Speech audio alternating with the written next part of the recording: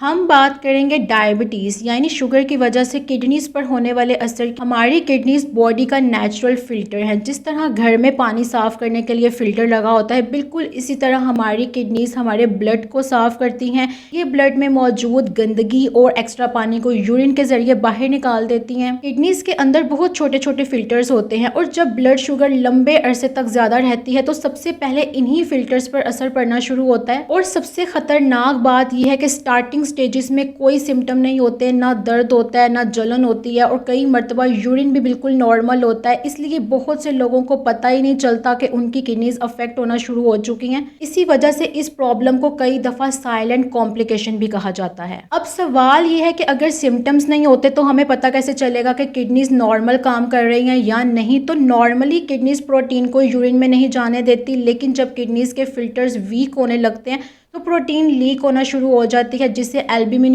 कहते हैं, यानी यूरिन में प्रोटीन का आना। इसको चेक करने के लिए urine albumin creatinine ratio UACR test किया जाता है। इसके साथ EGFR टेस्ट से भी ये पता लगाया जाता है कि किडनीज कितनी अच्छी तरह काम कर रही हैं। अच्छी बात यह है कि इन टेस्ट की मदद से कई मरतबा किडनी प्रॉब्लम का पता सिम्टम्स आने से बहुत पहले लग सकता है। अब आपके जहन में ये सवाल आ रहा होगा कि आखिर डायबिटीज के हर पेशेंट की किडनीज अफेक्ट होती हैं या सिर्फ कुछ लोगों में ये रिस्क ज्यादा होता है। तो देखिए, अगर आपकी डायबिटीज को बहुत साल हो गए हैं, खास तौर पर 10 साल हो गए हैं या उससे भी ज्यादा, या आपकी ब्लड शुगर कंट्रोल में नहीं रहती, तो किडनीज पर असर पड़ने का खतरा बहुत ज्यादा होता है। इसी तरह अगर आपका ब्लड प्रेशर हाई रहता है, वेट ज्यादा है, आप स्मोकिंग करते हैं या आप डेली एक्सरसाइज नहीं करते, तो भी किडनीज को नुकसान पहुंचने का रिस्क बढ़ जाता है। और अगर आपकी फैमिली में किसी को किडनी प्रॉब्लम रह चुकी है या आप नमक बहुत ज्यादा खाते हैं, तो आपको अपनी किडनीज का और भी ज्यादा ख्याल रखने की जरूरत होती है। यानी जितने ज्यादा ये रिस्क फैक्टर्स होंगे, उतना ही किडनीज पर असर पड़ने के चांसेस भी बढ़ जाते हैं। लेकिन जब डायबिटीज यानी ब्लड शुगर कंट्रोल में ना हो और किडनीज पर स्ट्रेस बढ़ता रहे, तो फिर कुछ साइंस नजर आने लगते हैं, जैसे पाँवों में स्वेलिंग हो जाना, फेस पर पफीनेस फील होना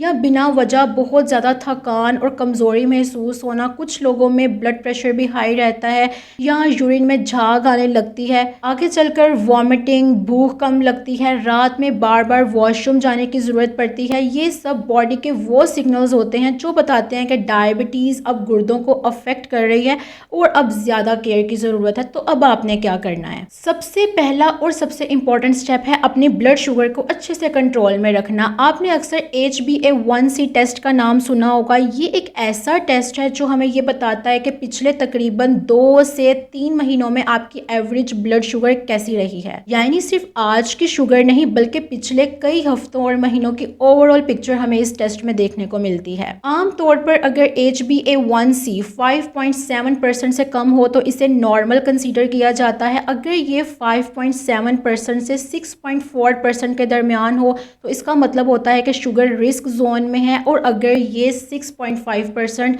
या उससे ज़्यादा हो तो फिर डायबिटीज़ कंसीडर की जाती है। यानी जितनी देर तक ब्लड शुगर हाई रहती है, उतनी ही देर तक किडनीज पर प्रेशर पड़ता रहता है, और जब ये प्रेशर महीनों और सालों तक जारी रहता है तो किडनीज के फिल्टर्स वीक हो जाते हैं। इसी वजह से यूरिन में प्रोटीन आना शुरू हो जाती है और वक्त के साथ किडनी डैमेज का रिस्क भी ज्यादा हो जाता है। इसलिए यहाँ सिर्फ ये जरूरी नहीं होता कि कभी कभी शुगर रिपोर्ट ठीक आ जाए। असल मकसद ये होता है कि ज्यादा वक्त तक ब्लड शुगर स्टेबल और कंट्रोल में रहे। तो इसके लिए अपनी ब्लड शुगर को रेगुलर मॉनिटर करें, डॉक्टर के मशवरे के मुताबिक HbA1c टेस्ट वक्त पर करवाएं, मीठी चीजें और शुगरी ड्रिंक्स का इस्तेमाल कम करें। और अगर डायबिटीज़ के साथ ब्लड प्रेशर भी हाई रहे तो किडनीज पर प्रेशर और भी ज़्यादा बढ़ जाता है। इसलिए डायबिटीज़ में सिर्फ शुगर को कंट्रोल करना ही ज़रूरी नहीं होता, बल्कि ब्लड प्रेशर को कंट्रोल में रखना भी उतना ही इम्पोर्टेंट होता है। आमतौर पर कोशिश ये की जाती है कि ब्लड प्रेशर तकरीबन 130/80 के आसपास रहे, ताकि किडनीज पर एक्स्ट्रा लोड कम से कम हो। यानी BP कंट्रोल करना बहुत ज़रूरी है। तो अपनी डाइट में नमक को कम करें, और यहाँ बात सिर्फ उस नमक की नहीं हो रही जो हम खाने में ज़्यादा डालते हैं या ऊपर से एक्स्ट्रा डालकर खाते हैं, बल्कि chips, fast food, bakery items, package snacks, instant noodles और अचार जैसी चीज़ों में बहुत ज़्यादा हिडन सॉल्ट होता है